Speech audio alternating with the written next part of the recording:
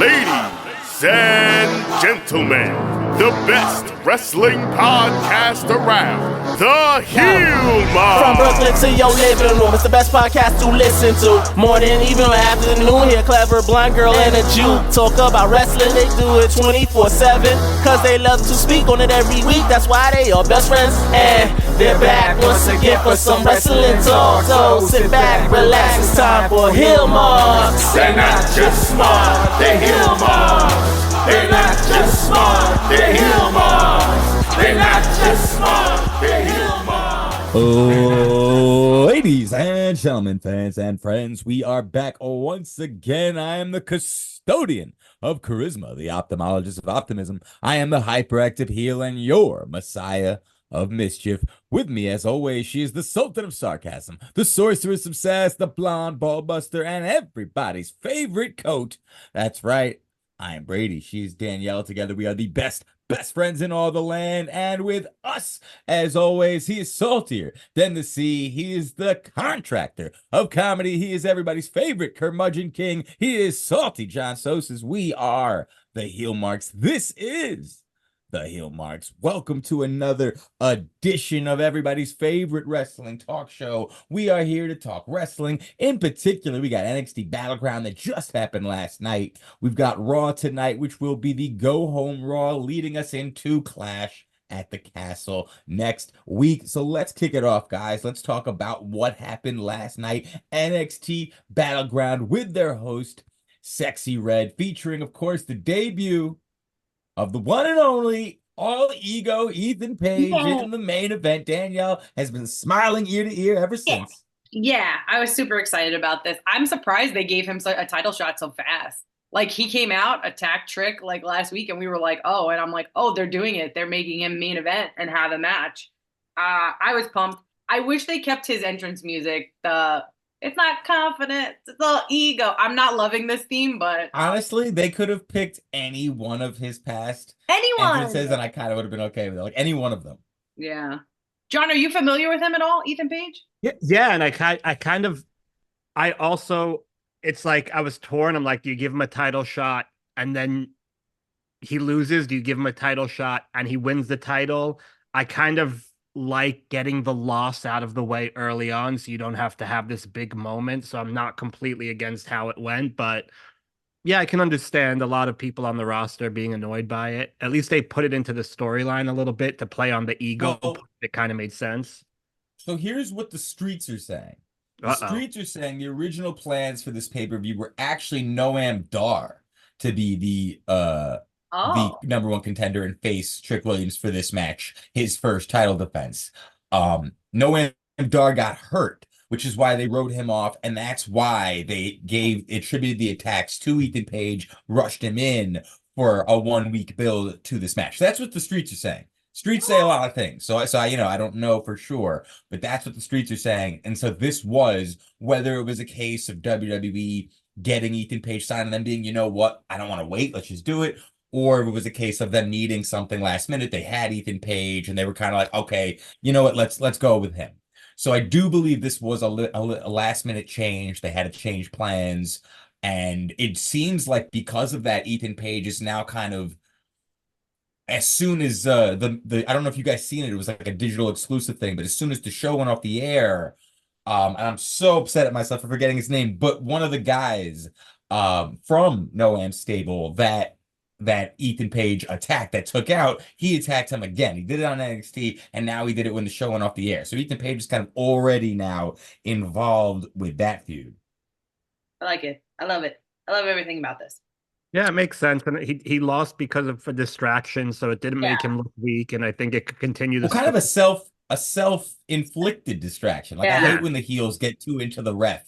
And then it plays into the ego thing. He should have won and he didn't. So like it plays in perfectly into the character where he doesn't look weak. So I'm kind of okay with it. Right. And I feel Swiss Oro Mensa. Swiss Oro Mensa is who he attacked. Yes. If you're gonna have anybody come in last minute and like get Trick to look good and take an L without damaging you and being a good heel, Ethan Page is definitely the way to go. Like, that man can like flip on a dime. Like, he's so good.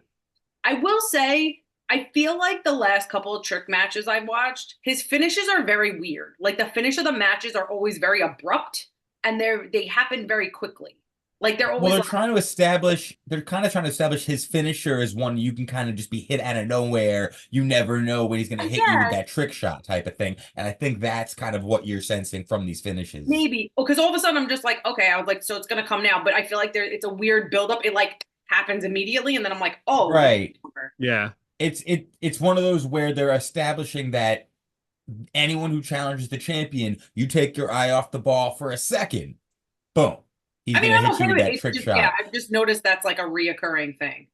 No, and I think because of the fact that Trick's initial push, not obviously Trick being on television, but Trick's push has happened so quickly, where I feel like as soon as hints started that Trick was going to be on his own, boom, the fans just connected to him, and now we're off to the races as he is champion of this brand, and they're really allowing him every week on NXT to be treated like the champion, the face of the show, like this is the house he built. Now they're kind of portraying him like that. So I would like to see him elongate his move set, add a few new moves, add a new move that could end matches. That way we don't, because you don't.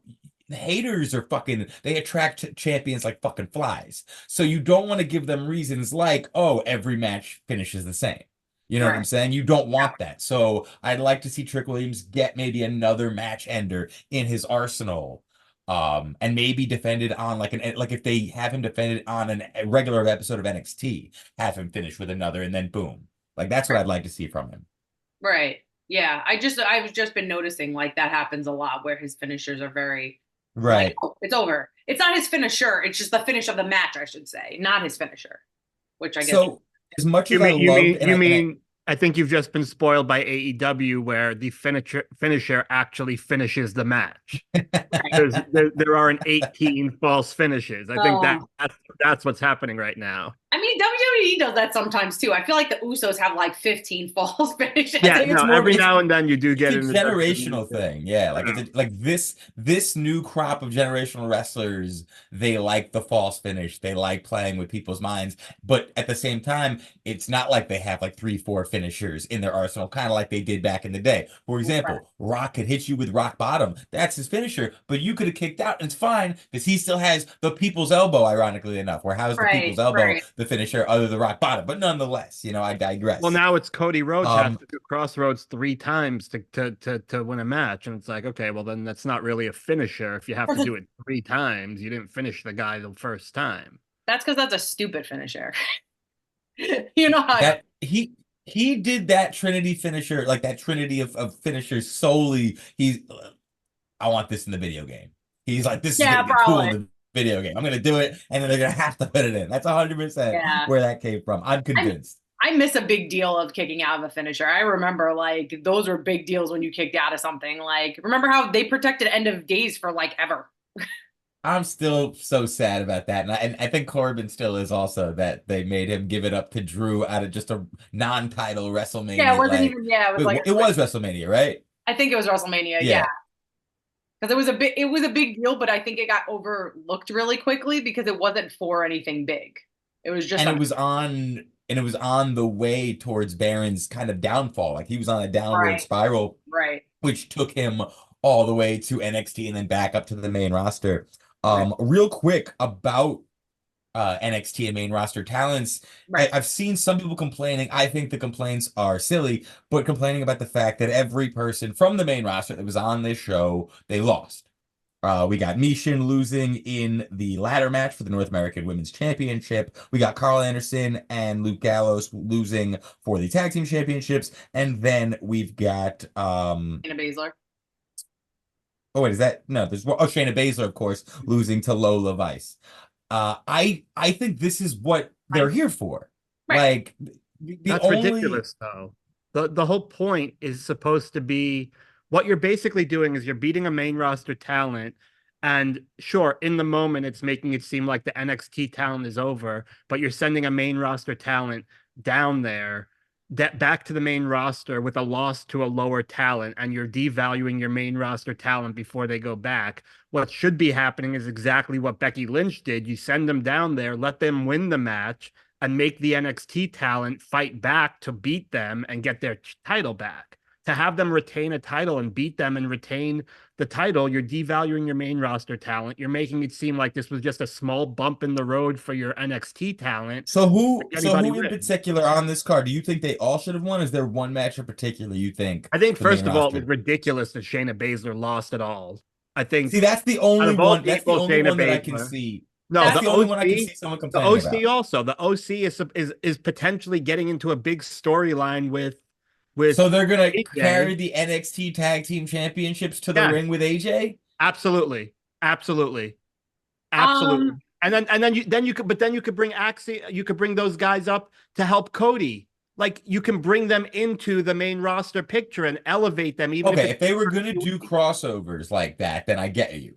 I agree with you on that, but they haven't really even blended the worlds. Like when Ivar, and he's injured now, we're hoping for a speedy recovery, but when Ivar's on Raw, he's full Viking, and obviously we did see Viking Ivar on NXT as well, but we never saw the biker Ivar on main roster. We saw him a few times at NXT. A lot of times they'll have somebody, Carmelo Hayes was heel on NXT while still kind of portraying a babyface on SmackDown. You know what I mean? Like they kind of act like it's different universes sometimes. So the Shayna Baszler that will be challenging for the Women's Tag Team Championships this Saturday at Clash at the Castle, to me, it kind of was a different Shayna Baszler than is facing Lola Vice in NXT Underground. But also, I think Shayna was protected. I think Shayna was protected by the format and the fact that while it was kind of an MMA thing, they did mix wrestling with it, where in terms of steel chairs and tables were there, and I'm sorry, not chair, steps, steel steps, people, got heads right into there, and then the referee stoppage was kind of controversial. Whereas the commentary was kind of making it seem, Shayna didn't even know she was out. But at the same time, we saw Shayna protect herself. And so the referee maybe shouldn't have stopped it, and that's kind of what you get from this format. So I think Shayna gets protected. At the same time, Lola Vice gets made as like NXT Underground's latest, like this is her area, this is her match now.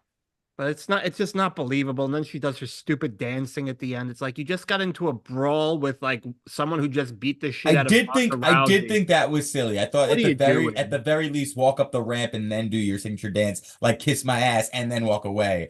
I thought twerking like above a fallen Shayna was silly. Danielle, what did you make of this one? I thought Shayna was gonna win. I was like, Shayna's a powerhouse. Like, she's also like the longest reigning women's champion, no? Like NXT champion, two-time champion. Like, I would think that they would keep her a little protected because she has such a legacy there, So I thought that was very weird that she won. I don't think the OC, when it comes to tag teams, I feel like they can flip-flop from main and NXT. I don't see a distinction, even though there's 3 separate titles. Like, I think it's okay for them to all go around and do. So I didn't mind OC losing either. And same with Michin. I didn't mind her either, because that's also a ladder match. So like there's multiple. Also, here's a quick fun fact just on that. Love fun facts. There's only 2 people, and this is my memory. So somebody, go ahead and at me if I am wrong and you find someone else. It's very possible.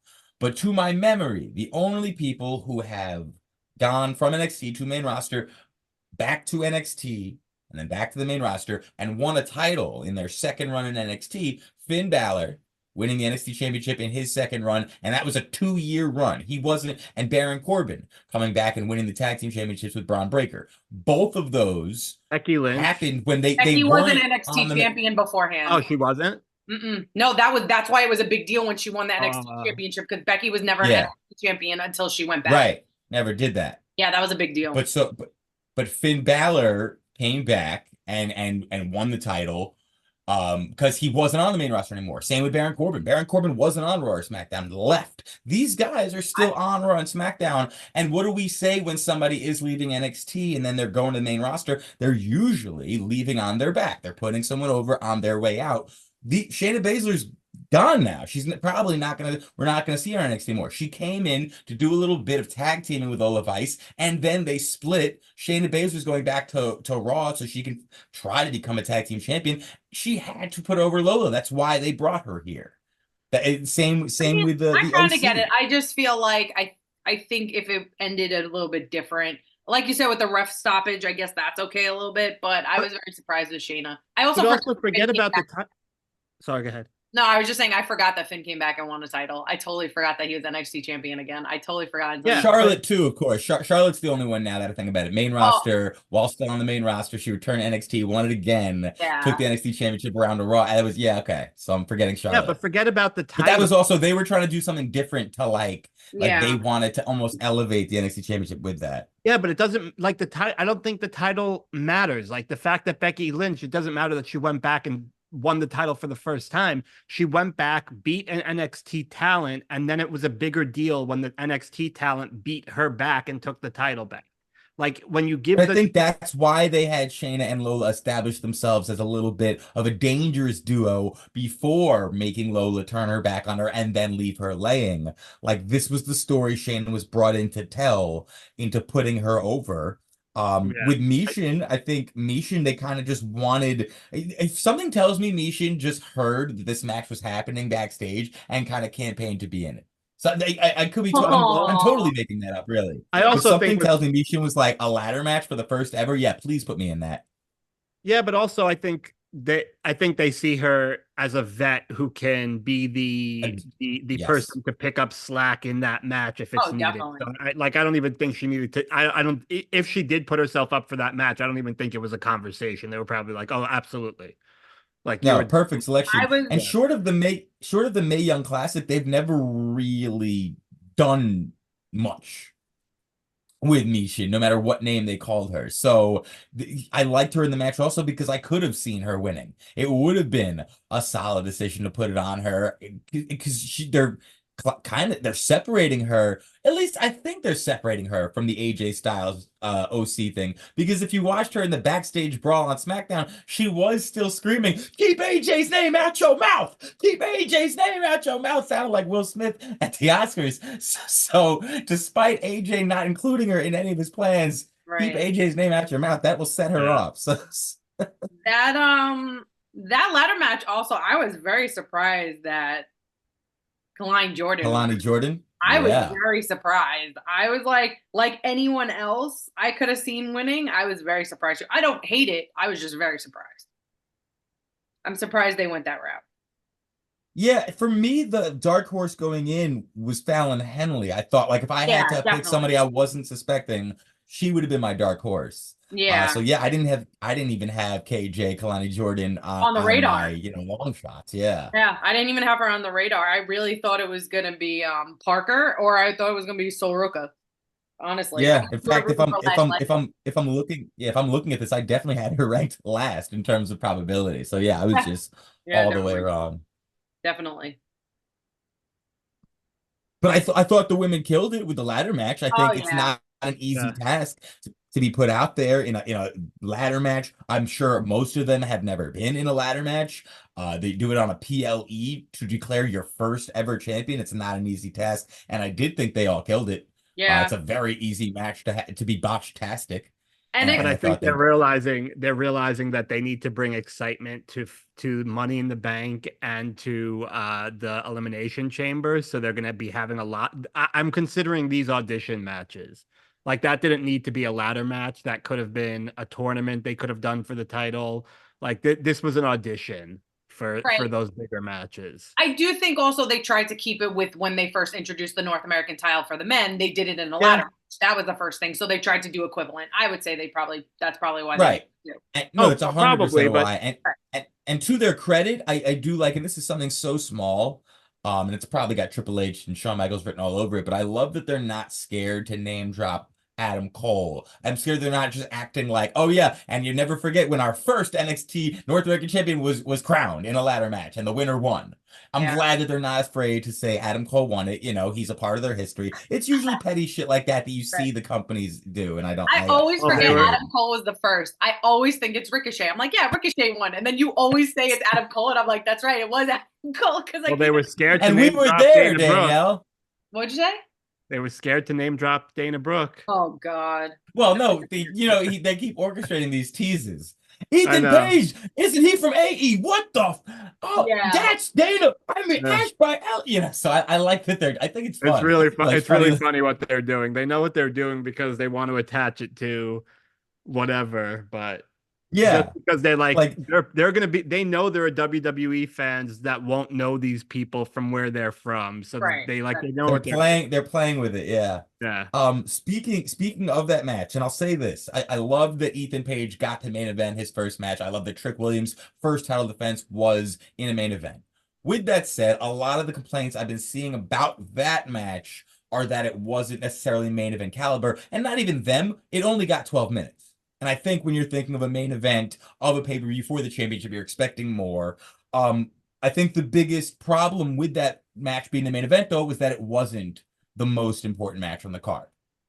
The most important match on the card was Jordynne Grace versus Roxanne. That's the way it was portrayed. That's the way it was billed. Every time someone from TNA was posting pictures of them there, whether it was Gail Kim, it was all about Bailey was in the front row, and why? She's like, I gotta see this women's match. I gotta see this. So that match really, to me, was the most important match, was the main event. The only reason it didn't close was because of the finish that they booked for this match. When we did predictions last week, Trick and Ethan hadn't even signed for that match yet. We were like, oh, they're not on it because everything else is on it, so we're fine. But then they ended up doing it. But yeah, the Jordynne Grace one was a bigger one. Because they did, I don't think that they were the main event, because I don't think people thought it was going to be as good as it was. I think they knew it could have been, when you have two people that come from two different types of wrestling, and that's why WWE is trying to get these 18 and 19-year-olds to get them from the ground up. When you have people that are coming from two different backgrounds, there's a possibility that there is chaos in that ring. I don't think they thought that either of them are bad, obviously, but they knew there was potential for it to be a main event botch fest, and it just ended up being the best match of the night. This is a strong disagree on this end. I don't think anybody was sleeping on these women. I think everyone knows what Jordynne Grace and Roxanne are both bringing to the table. Danielle, you got your I'm not a huge fan of Roxana Perez. Me neither. I don't think she's not great. Bad, but she's not. That's kind of how I feel about Lyra Valkyrie. She's another. Too. I'm like, with Lyra, I'm with you. With Roxanne, I really think in this heel persona, in this second run with the title, she's coming into her own. I'm watching a new Roxanne form, and I have to remind myself constantly that she's only 22. So we're literally watching like the blueprint get laid for her. Right. She definitely held her own against Jordynne Grace, because Jordynne Grace, I mean, we've been watching her for years. Jordynne Grace just gets better and better. Ever since COVID, when she completely transformed her body and just became the monster she is now, like, she's so good. And Roxanne, I keep saying Roxanne held her own against her. And it was really, I know I keep saying it, but this match was really good. The wrong person. I wasn't going to correct you because I thought it was just going to be a one-time thing. And that, I keep saying luckily you're correcting yourself. Do you guys think the wrong person won? No. I mean, I 100% think the wrong person. You think Jordynne Grace should have won the NXT title? Absolutely, because I think the only benefit WWE gets out of this, aside from like trying to get Jordynne Grace to sign with them at some point, because I think that's eventually what's going to happen, is getting more eyes on WWE if they're not already there, or at least getting more eyes on NXT. And the way you do that, NXT to me is below TNA in terms of the experience of the wrestlers. Would we agree on that? Experience? Yeah. In terms of like the experienced wrestlers, I would say TNA has more experienced wrestlers. Oh, yeah. I thought you had more. So if you want to bring more people to NXT, you put them in front, you put the NXT stars in front of the TNA audience. What you just did was you gave a killer match in front of the NXT audience. You give that title to Jordynne. You send her over to TNA to defend that title. Then you send Roxanne over there and do another killer match in front of the TNA audience, and you let them see, oh, these NXT kids are fucking good. Let's go start watching NXT. Like, that's how you do that, which I think they're going to do anyway. I think that's going to be the secret. The consummating, right, Brady? Instead of canoodling. They're consummating all over the place. I'll say this. I really think Jordynne Grace, I think if Jordynne Grace enters the WWE world, or even AEW, or even if Jordynne Grace just started branching out and doing more like indie stuff, personally, I think she should be in the conversation for best women's wrestler on the planet right now. Jordan, I 100%. I don't think she's in nearly enough of those conversations as she should be. So that's where it comes from, where I say maybe they made the wrong decision. Maybe Jordynne Grace should have won. And I said it last week that like on paper, like Jordynne Grace and Roxanne really shouldn't even be in the same league. Jordynne Grace is like, she looks like she should be half of the men on the NXT roster, or main roster as well. You know what I mean? Right. Like, so that's only where it's coming from. However, I don't think that benefits NXT. And it certainly wouldn't have benefited Roxanne to lose, to get another short title reign, to essentially become a transitional champion for someone who's not even with the company. Even if she got it back in a month, I don't think it would benefit her or NXT, or even NXT women in general, especially as you're crowning a new champion. So I think they had to keep the title on Roxanne, and that's why they booked the screwy finish with Tatum Paxley coming out of nowhere saying she wants gold, but then, ooh, surprise, surprise, she's actually interested in TNA gold. So now we're getting teases at our next possible crossover, and then Ash by Elegance making a nice little cameo for all the Dana Brooke fans in the world. But that whole thing was kind of a little weird too, because you didn't really explain why Ash by Elegance was even in the building. Like, maybe if Bayley was in the front row, maybe Ash by Elegance could have been in the front row too, right? And they're like, oh, look, she's here to support her TNA, colleague. Or maybe she wants to see who's champion because she wants it, all types of things. And then boom, Tatum Paxley does her thing. Dana Brooke then could have showed up and done that. And then Jordynne Grace would have a bit more of a reason to get, like, this was Jordynne Grace just lays everyone out. And then that's what causes her downfall. I did love the counter, though. Roxanne's counter of Jordynne Grace's finisher and then into hers. I thought that was great. The finish was well executed. It was a screwy finish, but a good one. Or Jordan's ear. Oh my God. Oh, I would never wear earrings in a ring, ever. Oh.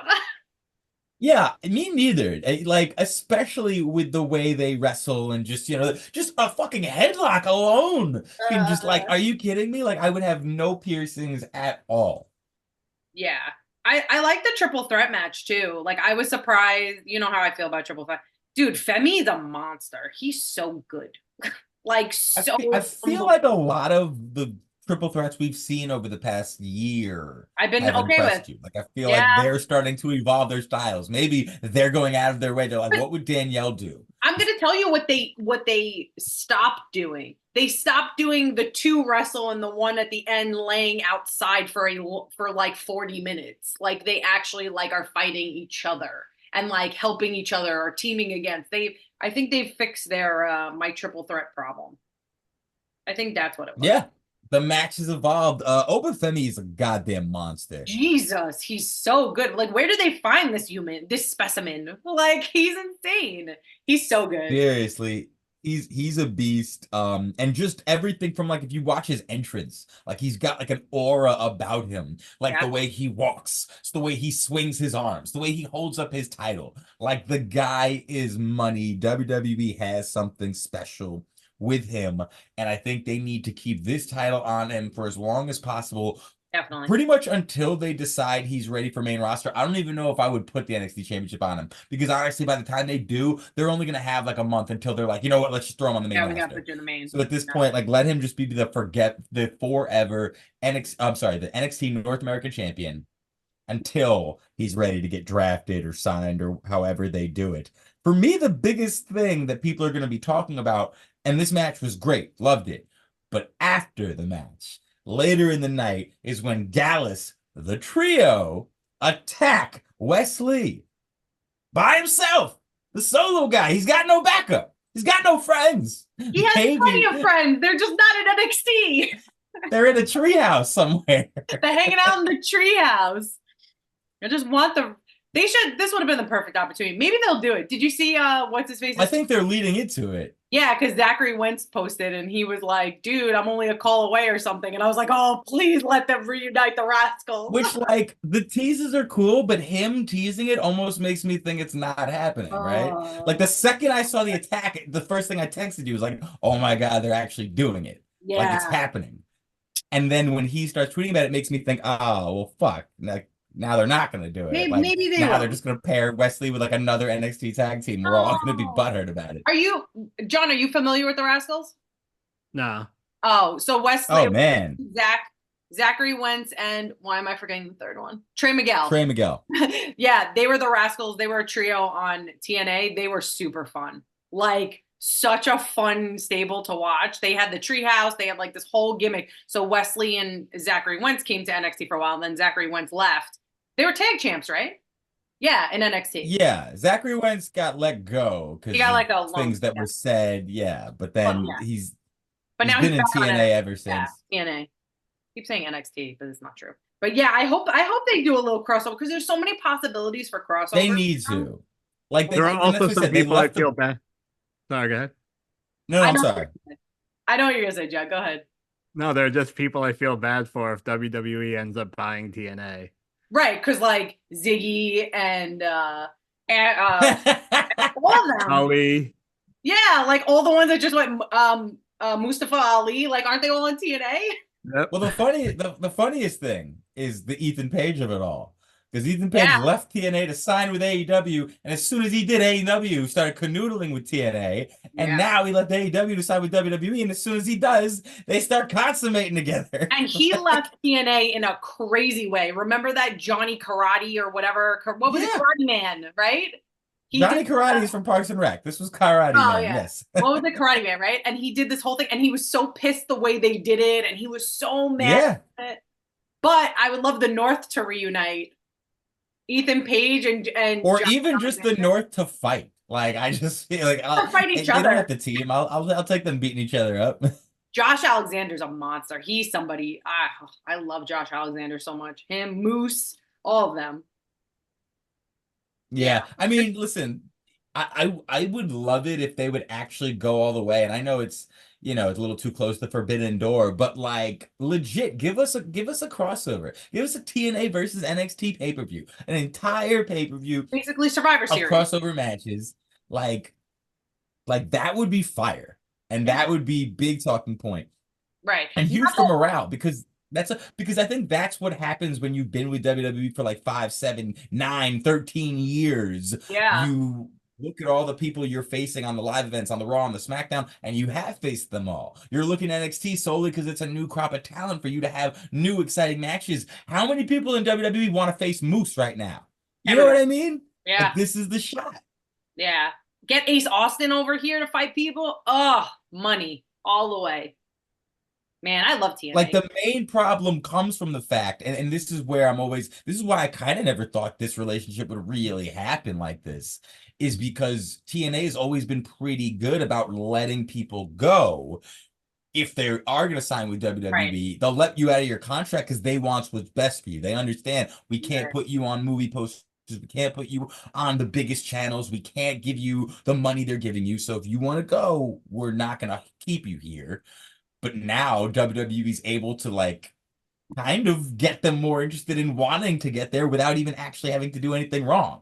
Right. A TNA person gets contracted for an NXT event. They're getting paid more than they've ever seen working their entire career in TNA for like 3-4 appearances. They're treated like all-stars. They've got all these producers and veterans telling them how great they are. Like, come on.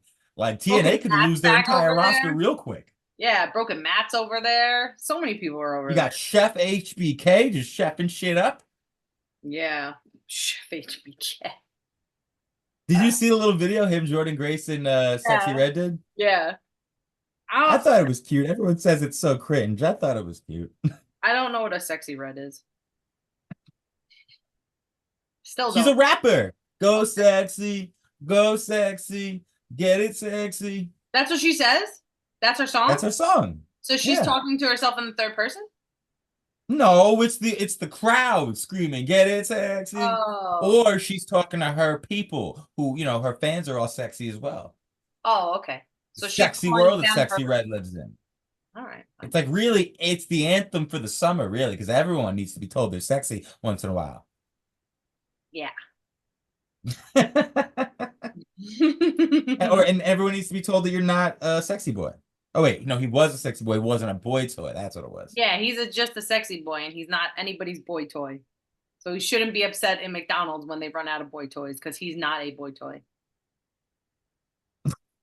Exactly. I will stand by that. I am curious when I look at the finished product over here at NXT at who the next challenger for Trick Williams could be. Because as I did mention, it does seem Ethan Page is already moving on to a feud with Metaphor. So Trick Williams is kind of out there. And one thing I'm noticing, like when you like WWE, the main roster did kind of take everyone that NXT had elevated to star level.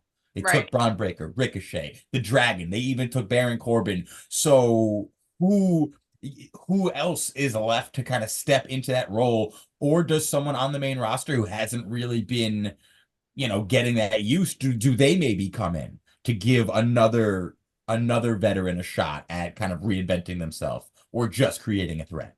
I mean, if Ricochet doesn't leave, I would put Ricochet back in NXT. Oh man, let's talk about that. I think we're going to see Matt Hardy. That'd be so fun. And as the TNA crossover. Yeah. Yeah. That'd be a fun one. And fun. See, that would be smart if they had someone from TNA step up and kind of follow suit. People that know the world, people that wanted to be there. Matt Hardy said he would go back to WWE. I think TNA just made more sense for him now. Yeah. If he wants to play in that playground, like let him go. Let him go work with some of the younger guys. Well, I also think reason why Matt chose TNA over WWE, and I think this is a reason why, if Ricochet does, in fact, the streets are saying Ricochet has announced that he does not intend to re-sign any contract when his contract is up this summer. He's gone from WWE since I believe the contract is running out. I don't think there's going to be a 90 days. The contract will run out and then he'll be able to go on TV wherever he wants. Everyone's talking about Ricochet and AEW got to do it. I disagree. Strong disagree from this guy. Strong disagree. Like I don't know why people are still acting like this is 5 years ago and AEW is like the golden pool. Listen, not an AEW hater. I love AEW, and for different wrestlers, I think AEW is the perfect place. But for someone like Ricochet, until AEW uses Pac the right way, then Ricochet needs to stay far away. Agreed. Because Pac and Ricochet are like the innovators of this shit. It's different though. AEW will try to get Ricochet so they can do a Will Ospreay and Ricochet. That's exactly it. I think it depends on who you have. Right. Pac, I don't think Pac is good. Like nobody wants to see Pac and Bryan Daniels. Like that's not a match that people are going to want to see the way that you're going to want to see Ricochet and Ospreay. But here's my thing. To my knowledge, Will Ospreay is not exclusive to AEW. No, like all of AEW wrestlers, they can go where they want. Right. So Ricochet, this is my thing. I'm not saying Ricochet should stay away from AEW for that reason. I'm saying Ricochet, Matt Cardona changed the fucking game. He really did. And he did it again. He didn't change the game. He can do indie stuff, but AEW still limits where they can go. They can go to New Japan. They can go to a few indie promotions where they can go to GCW. They can go to GCW. Yeah, but Matt Cardona wasn't in TNA. He was in TNA. Matt Cardona made appearances in AEW before. Made appearances and that's it. Yeah, but he wasn't as an independent wrestler. He wasn't part of the roster. Right. No, but this is why I'm saying Ricochet shouldn't sign. Listen, do I think Ricochet and Will Ospreay can make an indie match happen on their own? Yes, I do. Yes, I do. If they want to. You don't think Tony Khan wants that on his course show? Tony Khan wants it. I just don't think it's going to be the best interest of Ricochet. No, and I think all of Ricochet fans, the ones coming from the indies and the ones coming from fucking Lucha Underground, who want to see the Puma return, they're going to want to see him treated the way WWE wasn't. What did WWE not do? They didn't fucking put the World Championship on him. They didn't treat him like he was one of the best wrestlers in that locker room, and I don't think AEW will either. I think he'll be a shiny new toy. They'll make a big new signing, a big new return, which they haven't had in a while. They'll give you guys the dream matches, but is Ricochet going to beat Will Ospreay? I don't know. They're making Will Ospreay their fucking golden boy right now. So, Well, so, yeah, so but what does also Ricochet like really have to gain? Do they put him on every fucking show they have? Or do they say, okay, listen, you're off Dynamite. You're off Rampage 2, but we're gonna put you on Collision this week. And next week, I don't know, maybe a Ring of Honor. Like, there's just so much going on over there. yeah, but let's be Ricochet would be honest. best served staying independent for a little while, seeing how the waters feel, seeing how much money he can make on his own, seeing how many people he can get talking about his name with the videos he posts and all these things. Let him do it himself first. And if the numbers don't work, and if he's not making the waves that I think the Dark Puma could, then go ahead. Go to AEW, see what they do with you. Ricochet is not world champion material. I think he's a See, great and I wrestler. disagree. I think he's a high Strong disagree. flyer.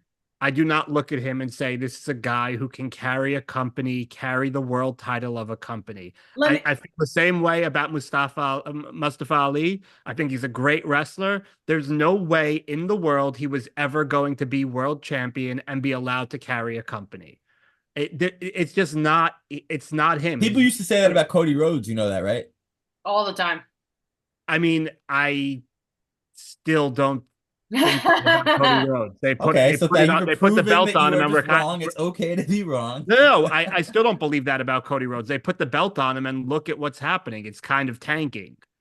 Like there's not been I haven't seen a positive review about Cody Rhodes. They just said like this week or last week that the numbers have not been high. Like Cody as champion has been putting. It's the complete opposite. They lost like 1 million viewers since WrestleMania. Since he's been champion, SmackDown's lost like over 1 million viewers. That's because wrestling fans are fickle. Like the minute we get what we want, we change our mind. Well, no, it's because the story was Cody chasing, and now it's not. Okay, Cody as champion is not. But it's real easy. It's real easy to contribute that solely. Oh, Cody's champion, and now the numbers are tanking. By the way, everyone's fucking hurt, and we're gonna take Roman Reigns off TV. We're gonna take Seth Rollins off TV. Becky Lynch doesn't have a contract. You know what I mean? Like it's not. Right. There's other stuff. And Cody the reins to the fucking car with a full tank of gas. Cody had to push this shit up a goddamn hill. The only person that's missing from, I mean, granted, it's one of the biggest stars, but like LA Knight's still there. Logan Paul has been there almost every week except for the last two. Like the SmackDown. I hate to tell you what they think about LA Knight, buddy, because it's similar to the way you're looking at Ricochet. No, and I agree. They're looking at it wrong, but listen to the crowd reaction to LA Knight still without a title, and listen to it to Cody with and without the title. Nothing has changed since he's gotten the title, except it's gone downhill in terms of viewership. Nobody's tuning in. Now, speaking of LA Knight, and do we think, and I'm going to use this as a way to usher us into Clash at the Castle. Do I think, Danielle, you might have had one thing more to say about Ricochet? I feel like you had your mouth open. Oh, no, I was just going to say that I could see him as a champion and lead a company because we've seen him do that in others, in Lucha Underground. I agree. In other places. I agree. And I think he was a big deal as Prince Puma. Like he was a big deal. It's just, I also feel like maybe you've only seen him in WWE, so it's hard to like deviate from that. Cause I get that too. Like if you haven't seen them in other places, and WWE, I understand it's the big kahuna, but you know. And listen, when Drew McIntyre first was fired, everyone was saying the same thing. They were saying WWE made the mistake by calling him. He transformed himself. He never was going to be able to work champion. But no, but he transformed himself. But then at the same time, he went to Impact, became world champion. Bobby Lashley did the same thing. A lot of these people went there and let you actually see what it was like with them as champ, running a company. Hell, even EC3. And so a lot of times, that's the only way to change someone's opinion about you. It's to go there and show. Do I think the people, John, I don't think your opinion's unique. I think the people in AEW feel the same way about Ricochet as you do. And am I saying they're wrong? You're wrong? Maybe. Yes, I do think you're wrong. But maybe you're fucking right. But either way, I think the people in TNA agree with me and Danielle. I think the people on the indies, GCW and the others that are making waves agree with us. And so that's how Ricochet can change the opinions of you, of the people in AEW that probably wouldn't be using him the way I think, and of the people in WWE. And so maybe if he does things his own way, shows people what Prince Puma, what Ricochet, whatever he calls himself, really brings to that table, when AEW and him do come up with a deal, if that's the work, his value would be increased. But him going straight from WWE, the way he's been portrayed for however many years, to AEW, in my opinion, is going to be a short-sighted decision. Well, That's all that I'm being saying. said, like what I put heavy weight on the ability for someone to speak. I don't think he's great on the mic. That being said, that's why I think he could potentially thrive in AEW if they focus on the wrestling and not the speaking. As you saw with Swerve this week, he gave his whole. He's a better talker than people give him credit for. However, I will say this. If I was booking, if I just even had his ear, just to say, hey, Ricochet, this is what I would do, I'd say he puts that mask right the fuck on. Prince Puma returns. Dark Puma, King Puma, whatever he wants to call himself. But yeah, put the mask on. Then people they're not demanding for the promos, even though, like I said, he can talk, and I think he can work that in. But throw that mask on, let the Puma take over, and let us live in that world. We do got to get into Clash of the Castle predictions. I'm looking at 5 matches. I'm feeling like another one's on the way. I don't know if it's Logan Paul and LA Knight. I don't know if it's DIY versus Grayson Waller and Johnny Gargano. Those two would be my guesses. There is a segment scheduled for SmackDown this week. It will be the Grayson Waller effect with Austin Theory and their guest DIY. My guess is that the title match could get added right then and there for Clash of the Castle. Once again, LA Knight and Logan Paul, they're coming after each other. LA Knight wants his match. It hasn't been made official yet. So what do you guys think? Do you think I'm making this up and we get a 5-match card and the story continues itself the week after? Do you think one of these matches might make its appearance? I think we'll get 6 matches. I think we'll get another match. I don't know if it's necessarily going to be LA Knight and Logan Paul, but I do think that another match will come. Gargano and Waller, I could see that. I feel like they're going to wait because I feel like LA Knight is going to take the title from Logan Paul, but I don't think it's going to be on this pay-per-view. Maybe it'll be SummerSlam, maybe it'll be but I think LA Knight's the one to take it from Logan Paul. Or they will do this match and Logan Paul wins this one and then LA Knight gets the rematch. But yeah, the title will be taken. But I think LA Knight is going to take it from Logan eventually. Yeah. It's so interesting you say that. I think like you put that match on this card, like John just said, I give Logan Paul the W. You put that match on SummerSlam card, I give LA Knight the W. You put DIY versus Grayson Waller and Austin Theory on this card, I give it to DIY because they're clearly setting the breadcrumbs up for Grayson Waller and Austin Theory split. So like, and they got the belt, so they're not even setting a turn. It's really, when do these guys drop the titles and to who? As soon as they do, you know, Waller's gonna chew Austin Theory out. You lost it for us. You're never as good as me. I carried you. Austin Theory finally punches him, turns on, and the crowd goes crazy, and hopefully a babyface would be born. That's what they're hoping with this one. I think that's the match that they have to add because I mean Miz and R-Truth, I think didn't they defend at the last pay-per-view? It seems like they're swapping back and forth. So I don't think story going into this one. So I think that's going to be the match that gets added, and I think we're going to see Kevin Owens and the Street Profits against the Bloodline again. At the pay-per-view? I think we're seeing that again at the pay-per-view. I don't think we get 7 matches then. So like I think we're getting 6 total. Oh, so you think the Bloodline? Okay, so I can't imagine they're leaving off the Bloodline and Kevin Owens with Roman supposedly coming back in a few weeks. They could possibly just schedule that to be like a brawl that just happens. That's what I'm thinking. Like Kevin Owens' music hits, the crowd goes fucking crazy. Speaking of, did I miss something? I have seen a lot of workout videos. Maybe it's a rehab thing. Do we know why Bobby Lashley's not on TV right now? Like, I don't remember hearing about an injury, but it kind of seems like I thought he got injured. His entire stable, Street Profits and BFAB, are coming out with Kevin Owens, like this entire pairing. We haven't seen Lashley, but they still referring to it as the Pride. So I'm just curious as to where he went.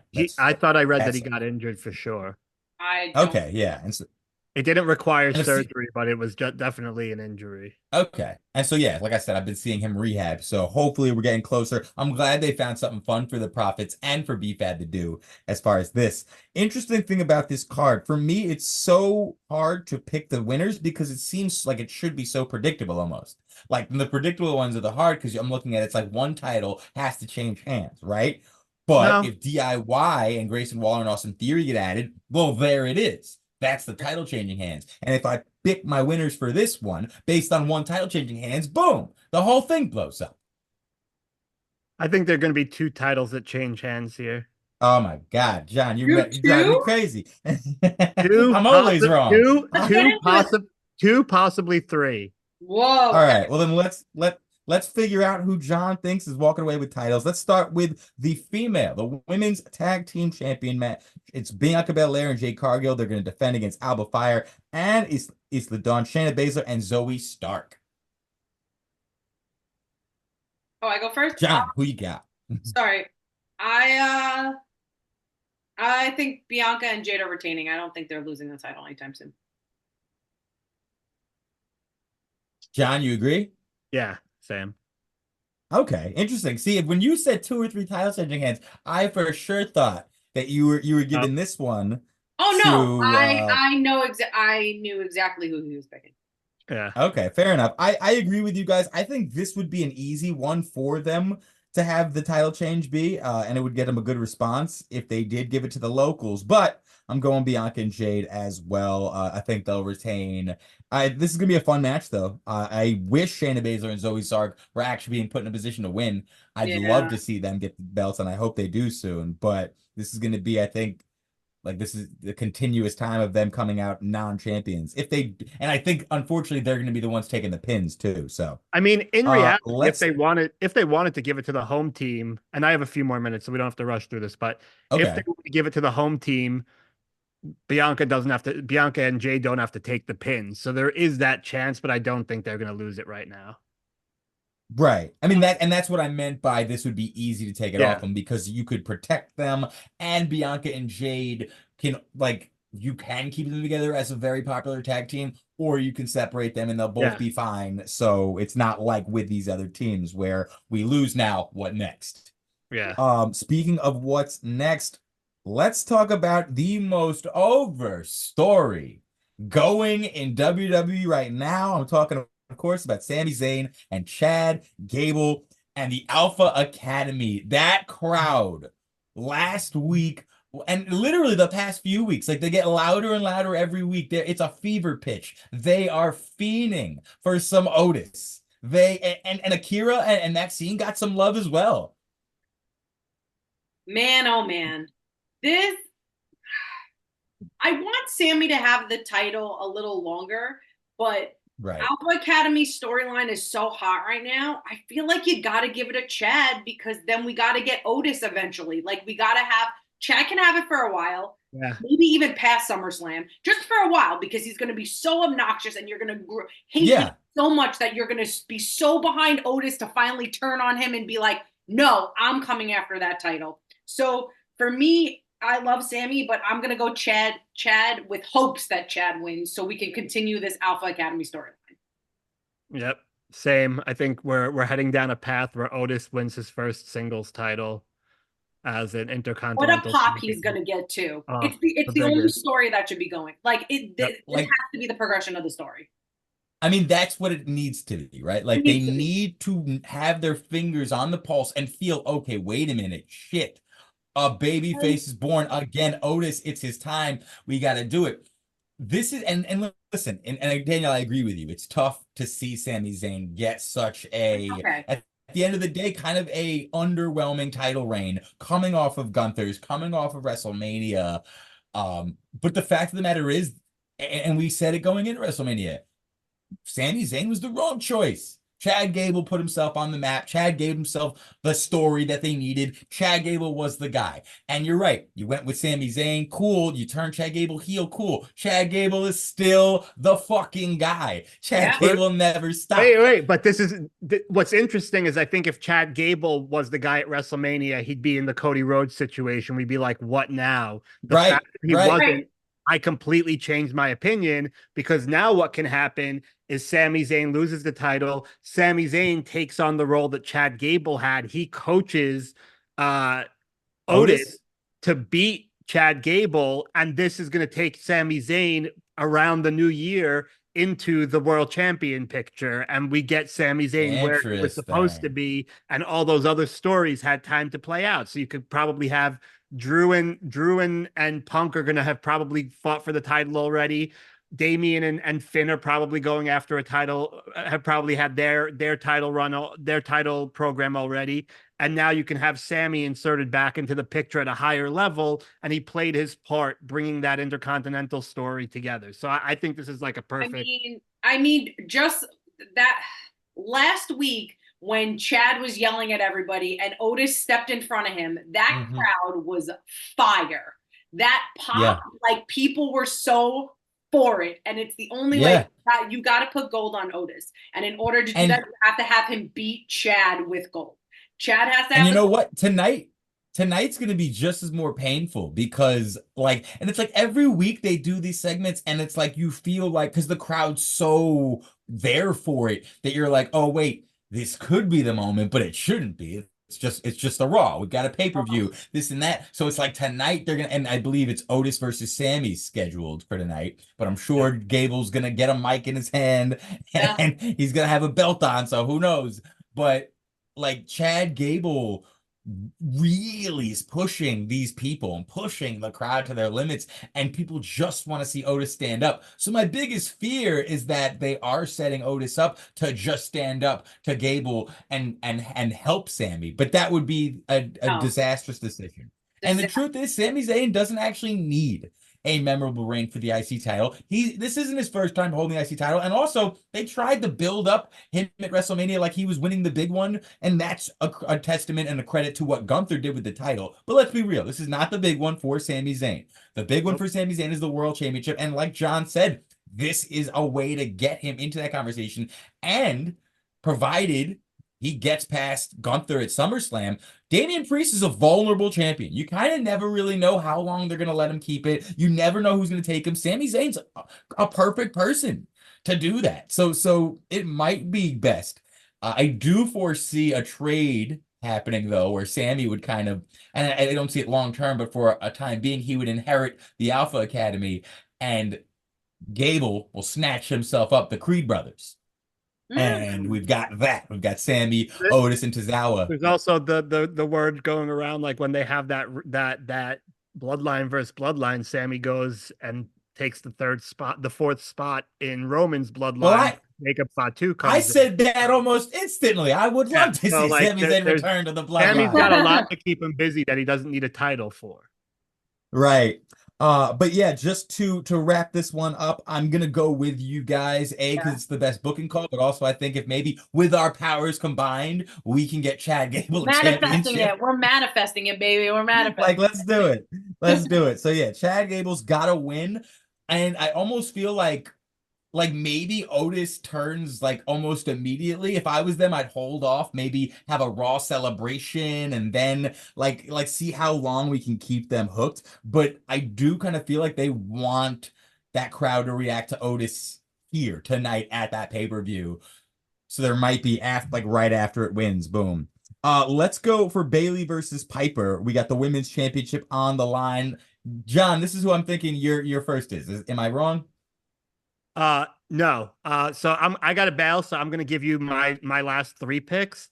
I have Bayley keeping the title here. Then I have Damian keeping his title, and then I have AJ Styles beating Cody Rhodes for the title. Whoa. Ooh. Okay. So there's your two. Okay. Yeah. All right. Yeah. I think they're going to have a rubber match, and Cody's going to win it back before SummerSlam. But I think AJ is going to take the title. All right. Because dirty finish. It's an I Quit match, by the way. It's an I Quit match, so I think it's going to be like a dirty finish where Cody maybe gets knocked out by somebody and just by default has to. Interesting. Okay, well, I've got. they can't keep fucking AJ like this. Like AJ deserves the title for one last run, and this might be the good time to give it to him. I agree, and I like it. I like it. All right, later, man. All right, brother. Guys, do not press that off button. We are still here. And Danielle, I shoot it to you. Let's start with the women. Let's go Bayley, Piper. Chelsea Green will, of course, be in Piper's corner. I think this is going to be the X Factor. I think Bayley is going to retain, but I think there's going to be some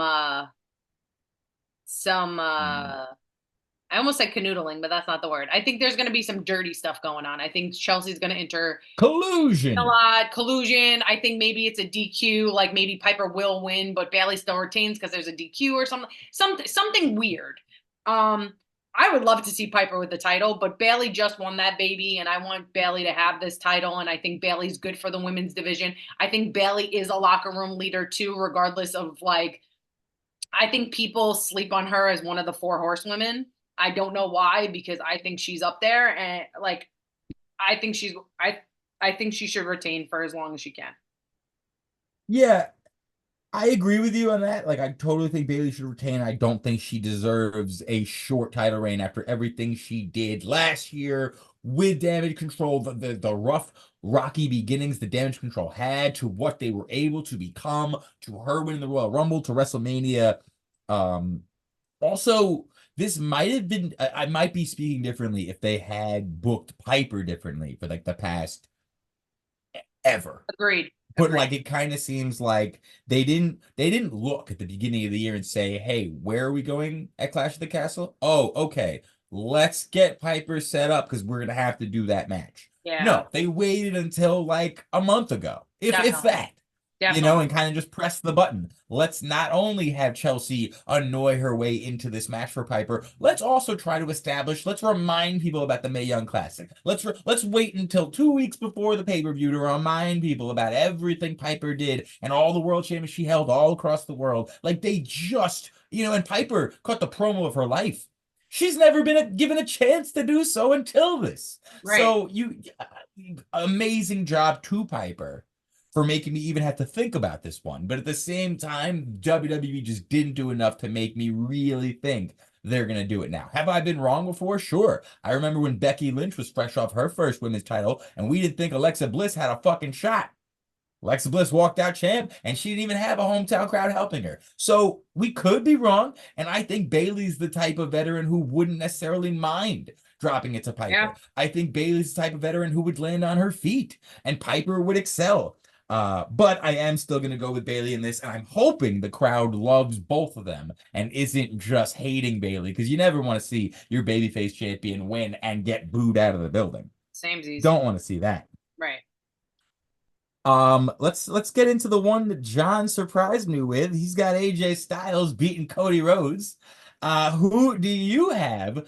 This is a new AJ. This is an I Quit match. I Quit matches are a tricky one to predict. He seemed to go with a Cody Rhodes getting knocked out.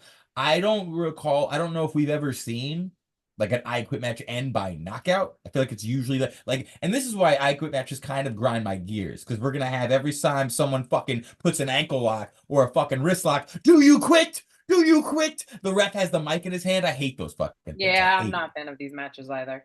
I Quit match and Last Man Standing are both kind of like my triple threat, because I hate the fact that every time somebody takes it knee, I got the ref counting to fucking 7, and then with I Quit, anytime somebody gets fucking knocked down, do you quit?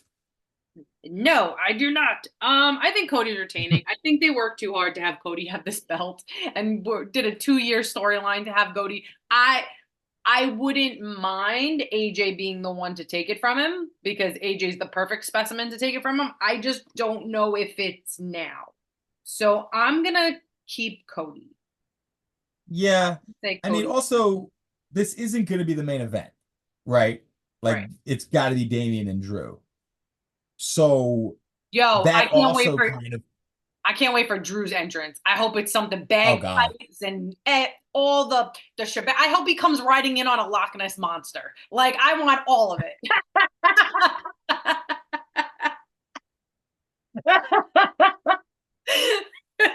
Holy shit. I want all of it. Title of the episode set up. Perfect. Now you're going to be very upset when you watch it and there's not a Loch Ness monster. No Loch Ness monster. They didn't put any effort into this entrance. What the fuck? Where's the Loch Ness? By the way, in Loch Ness, in Scotland, is such a big deal. The minute you walk in there, there's statues and everything about the Loch Ness monster. Like, it's their big thing there. Like, there's statues, there's things you could take pictures with. Nessie is everywhere. Everywhere. I think he's gonna come out to like there's gonna be like 10 maybe 20 Drews. Like all jacked to hell, long hair, wearing the kilts, all that. They're all gonna have swords. They're all gonna be like standing, kind of like Undertaker and his druids. Just they're gonna have all that, and then the two in the front are gonna be Jinder Mahal and fucking Heath Slater. That would be amazing. Oh my God. And see, now, no Loch Ness, no 3MB. What the fuck? WWE didn't even try. This entrance is bullshit. Yeah, imagine. No, they're gonna come riding on Loch Ness monsters. The three of them are just gonna. Right. 3MB. That's what 3MB was missing. Their entire run, a Loch Ness goddamn monster. Yeah. No, but speaking of 3MB, and we've definitely talked about this, but just I forget things, and sometimes so do you. Do you remember how Drew McIntyre got his finisher? How it was an accident? No, I don't remember. Refresh my memory because I don't remember. His kick was supposed to be a big boot. Now, if memory serves me correctly, he was hitting it to Ryback. But with 3MB, he was wearing those tight-ass pants. And so when he put his big boot up, his other leg just followed, and he went airborne with the kick like it wasn't supposed to be that way. And then that turned into the Claymore. I like the name of that finisher. It's a good finisher. But yeah, and tight-ass pants and a fake airband gimmick is really what brought us a fantastic finisher. We don't get a Loch Ness monster and Heath Slater and Jinder Mahal. That's it. I'm turning the just show off. I'm gonna be like, I'm not even watching. to finish up my Cody Rhodes AJ Styles. Yeah. I'll be honest. I think AJ should win. Yeah. Like I do think it's the wrong call to just commit to what they've got planned. I know they've already got Cody's WrestleMania opponent in mind. That doesn't have to be the same reign. Fact is, if Cody does have a short reign here, guess what happens? The fans are going to be pissed because, wait a minute, we waited 2 years, 2 Royal Rumble wins for this. He's already lost the title. Bullshit. Cody deserves better. Cody for champion. Yep. And that's the only way you get them to say that again. Refresh. Yeah. A reset. Exactly. Yeah. Like you already think that they wanted to screw Cody out of the WrestleMania moment. You already think that they didn't actually want Cody to be champion right now. So, and Roman Reigns is already rumored to be getting ready to return. The movie he filmed is done. So why not play off all that? And then, put it on AJ for what is to be assumed to be a final run with the championship. I can't. And I want to switch my pick so bad, but I'm going to stick with it. And you're going AJ? No, I'm going Cody. Oh, this is me saying what they should do, not what they will do. Once again, I wish WWE or any wrestling company would do like a week where they let fans book shit. And as long as they let fans through it with a fine-tooth comb. Like, obviously, they can't just let you do anything because, but then you gotta but then after a title change or after a gimmick or after a breakup angle, then WWE would have to tweet. So we'd like to thank I Like Mikey 69 for contributing this storyline. Right, but I'm saying, like, obviously they would have to tweak it, or, like, everybody from the Attitude Era would have every female doing a panty and bra match, like, panty bra match, or, like, a pillow match. But I'm saying if they, like, look through it and they're like, okay, this seems okay, and let them do it for just a week, just to, like, see where it would run. Because, obviously, then Heath Slater and Jinder Mahal would come riding in on Loch Ness Monsters, and everybody would be Here's the last thing I want to say to finish up on this one, because yes, I think they're going Cody, but this is why I think it's a horrible decision and why they really should go AJ. It's an I Quit match. AJ's the heel. I Quit matches we've seen, and I don't like this finish for the record, but we've seen it happen time and time again, and heel logic for me wins out when it comes to stuff like this. Let's just say Brandy Rhodes is in the building. Okay. Let's say it. All right. Let's say Brandy Rhodes is sitting front row. And Brandy Rhodes is sitting front row and she's crying and she's so sad. And then AJ says, fuck this noise. Handcuffs AJ to the fucking ropes. We've seen it happen. You mean Cody? And now Brandy's being held by the Good Brothers and AJ's got the chair. I'll do it, Cody. And Cody has to quit, right? He has to. We've seen it happen before. It would be a great way to put massive heel heat on AJ. You reinvigorate everyone's love for Cody. You might even get Brandy some fans out of the deal. Probably not, knowing the WWE fans, wrestling fans in general. So wild. They hate her. Poor Brandy.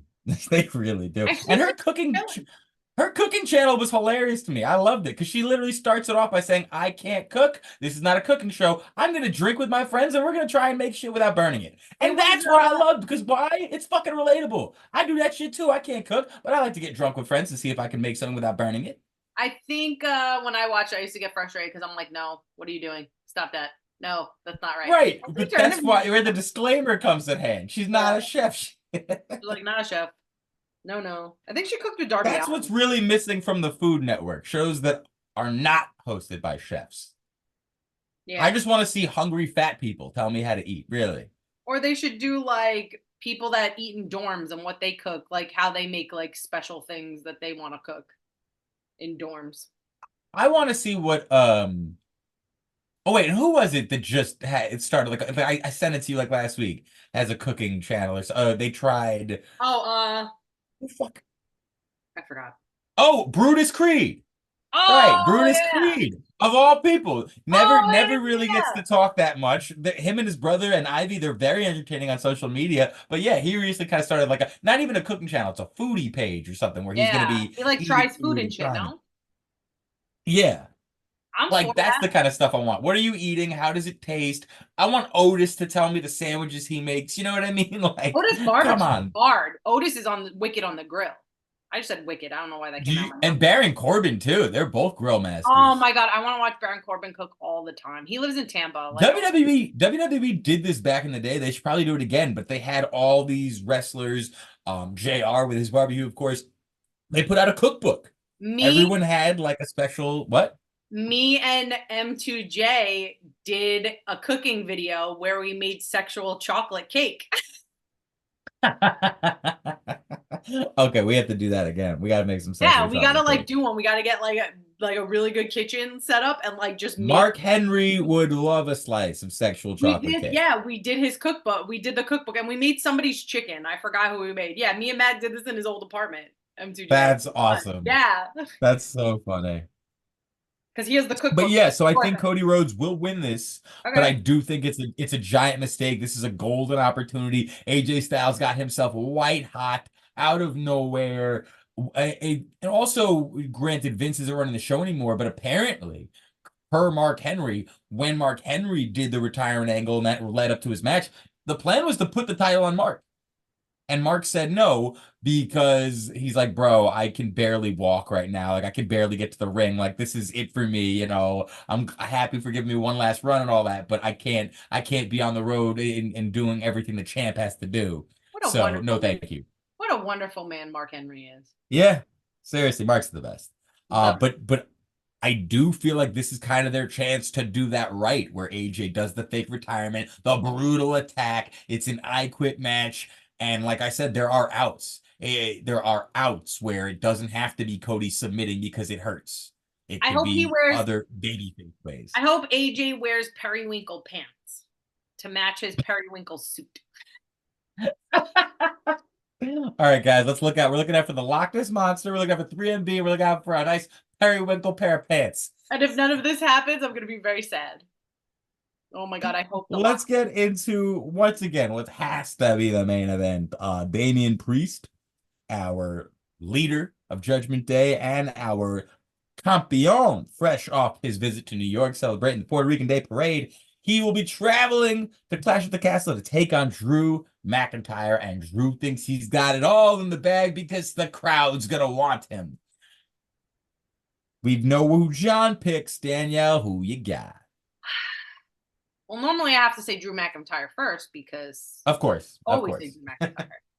This is a tough one for me because I feel like they should give it to Drew. Kind of how you feel about AJ, I feel like they should give it to Drew. But I'm very torn because, like, I don't want Damian to be a transitional champion. Like, I don't want him to jump.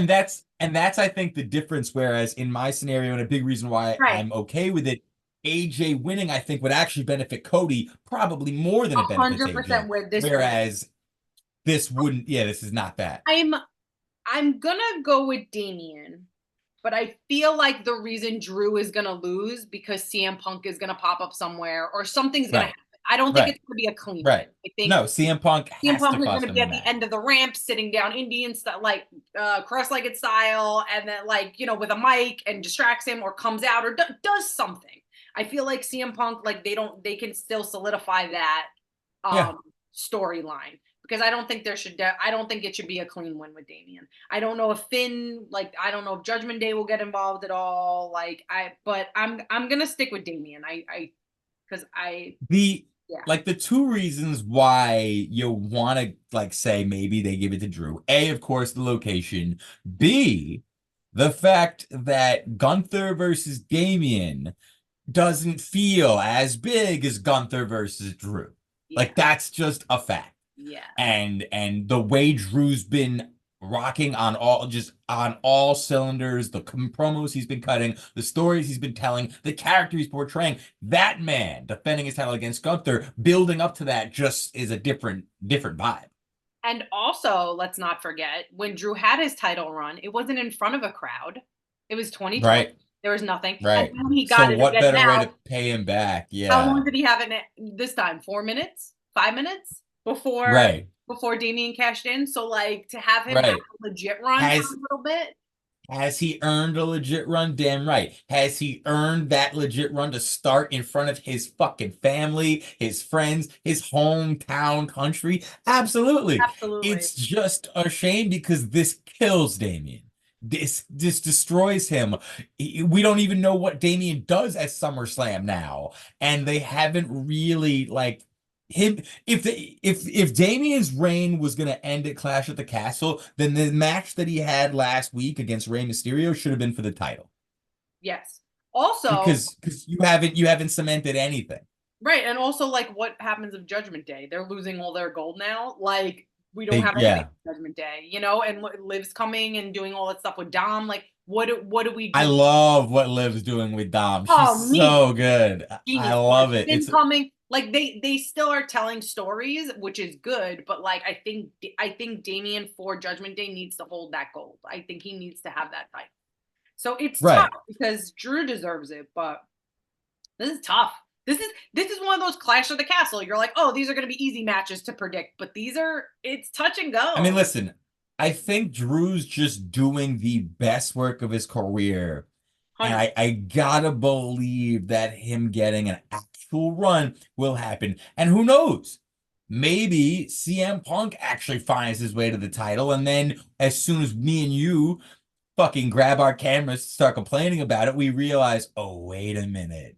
Drew's gonna win the Royal Rumble again, or something like that. So I think Drew is smart, and everything he's doing is gonna get him where he wants to go. Will it happen here and now? I don't think so. I think the story's got to be for CM Punk to cost him that title again. Drew can't get CM Punk's name out of his mouth, so essentially he's bringing it on himself like the heel he is. Also, CM Punk's a guy who's not scared of a night in Bizarro World. So he'll heal up for that one-time only crowd that's going to hate his fucking guts. He'll fucking flip them off. He'll tell them to fuck themselves. He'll sit in Indian style and soak in the booze. So I think it could make for an epic moment. But damn, not as epic as Drew winning in front of his family. I think a big reason Drew won at WrestleMania is because of all the work he was doing. Granted, he dropped it and they continued the storyline with CM Punk and Damian cashing in. But I would have had no problem with Damian just cashing in on Seth and Seth retaining and Damian. But I think because Drew was doing so much work and putting in so much effort and really making his name pop and keeping the topic, him a topic of conversation till WrestleMania, is that why they chose to put the belt on him like that.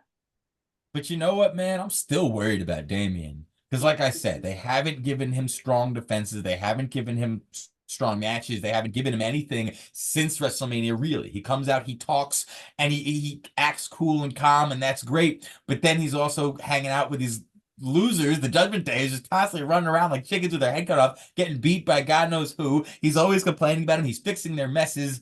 So even if he beats Drew the way we're saying, CM Punk comes and interferes, so Damian gets lucky. Now this guy is going to SummerSlam to take on the fucking Emperor of Imperium, the king of the ring, Ring the general. ring general. Yeah. Like, they haven't set Damian up to really feel like he could. Convincing.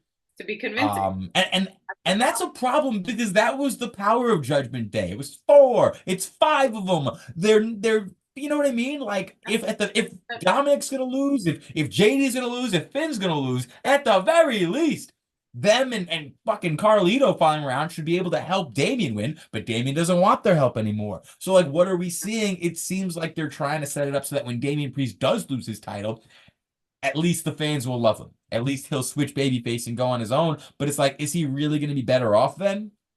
A middling babyface without an audience, without a stable and without a championship, having to get over and get to that level all over again.